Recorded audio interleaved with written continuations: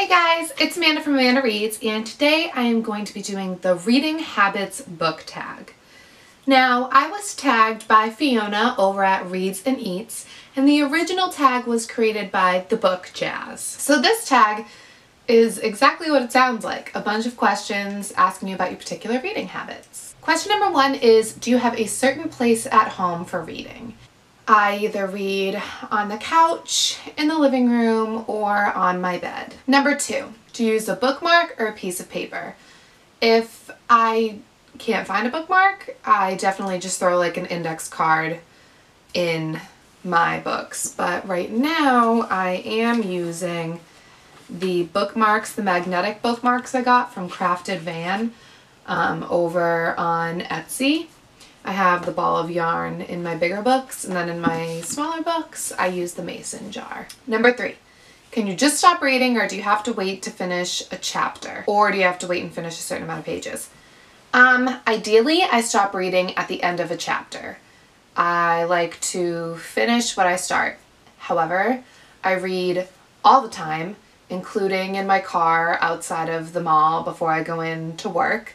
So it's not really realistic to say, okay, I'm gonna finish a chapter. So if I'm forced to stop reading because I'm running out of time, I will just try and stop at the bottom of a page that has a period. I really don't like to be stopped, in the middle of a page. Number 4, do you eat or drink while reading?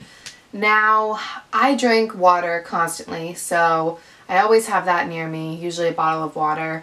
So yeah, I do that while reading, that's fine. But as far as eating goes, I have read while eating. Like, if I'm really trying to get through some pages and like really make a dent in a book. I find that I'm very bad at multitasking when I'm trying to eat with my hands, but also like flip pages with my hands.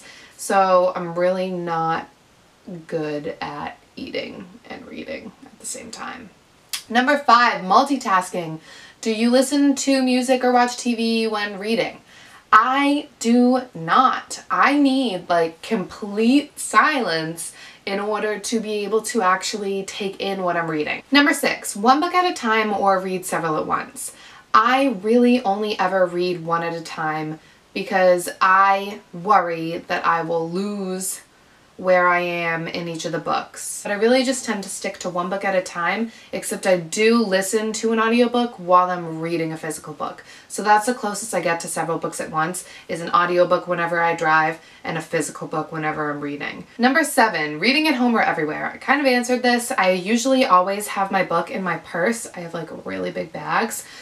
Kind of unnecessary, but that's my life story. So yeah, so I always have a book in my bag, in my car, somewhere near me. I tend to get to work earlier than I need to, just in case there's traffic, so I do usually sit in my car and people stare at me like I'm a weirdo, and I usually do sit there and read. Number 8, reading out loud or silently in your head. I love this question because I might be one of the only people that says reading out loud. I have always been someone that reads aloud. In 3rd grade, my teacher asked me to read aloud during silent reading, which must have been like really distracting to everybody else.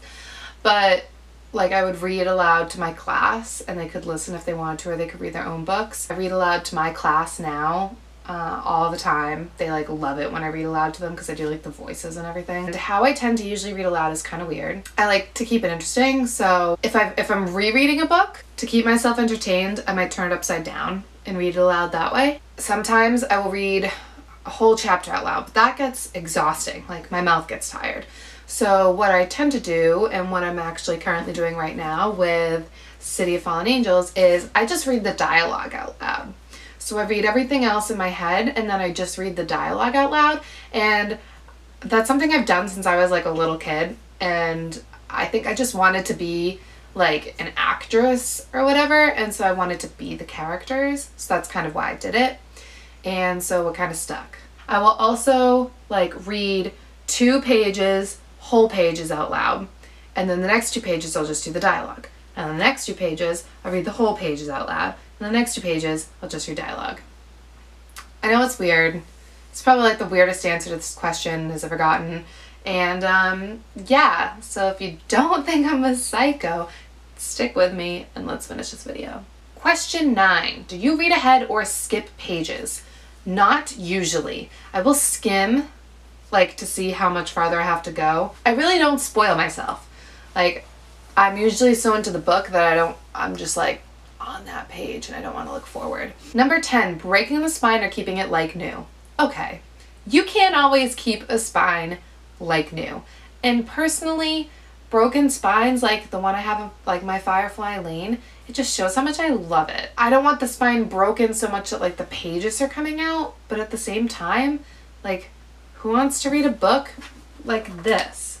No one. Like, as I read this book, I'm gonna be opening it like, sorry, not sorry. It's my book. I paid for it. That's what I'm gonna do, and I don't care. Number 11, do you write in your books? No, I do not write in them.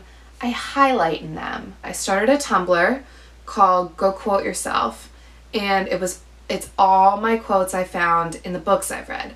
Now, I haven't updated it in like a long time because I transferred over to Twitter, so I have a Twitter account called Go Quote Yourself. I haven't been doing it so much lately, but I'm trying to get back into it because I really interact with the book when I do that.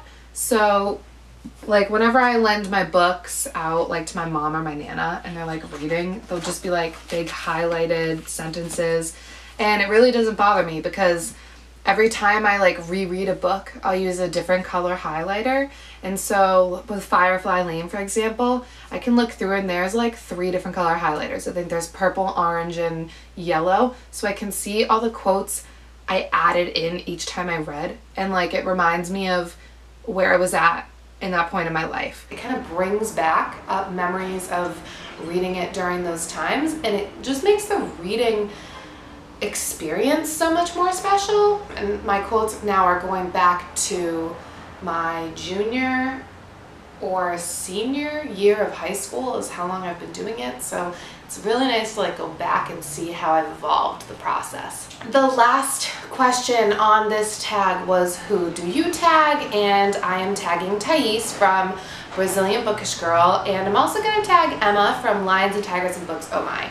However, if you haven't done this tag and it seems like something you would like to do and you have some weird answers like I did, you should definitely do it. It's a really fun tag and it's a really reflective tag, and I actually really enjoyed it. This is one of my favorite tags. So thanks for watching. Subscribe, like, comment, whatever you want to do. Thank you to everyone who has subscribed to my channel. I never imagined I'd even get 300 followers, let alone surpass 300. I will see you guys soon. Bye.